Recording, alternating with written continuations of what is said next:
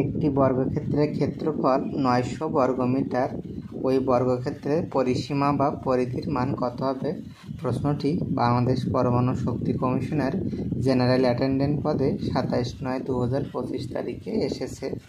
আমরা জানি বর্গক্ষেত্রের ক্ষেত্রফল a স্কয়ার সমান মান দেওয়া আছে 900 বা a সমান √900। 900কে রুট করলে আমরা এখান থেকে এর মান পাবো 30। আমাদেরকে বর্গক্ষেত্রের পরিসীমার মান বের করতে হবে। আমরা জানি বর্গের পরিসীমা সমান 4a, অর্থাৎ 4 গুণ বাহুর দৈর্ঘ্য। 4 ইন্টু এর মান আমরা পেয়েছি বর্গের বাহুর দৈর্ঘ্য 30। 4-এর সাথে 30 গুণ করলে আমরা পাবো 120 মিটার। সুতরাং বর্গক্ষেত্রের পরিসীমা বা পরিধির মান আমরা পেলাম 120 মিটার। অপশানে আমাদের ঘ হলো সঠিক উত্তর।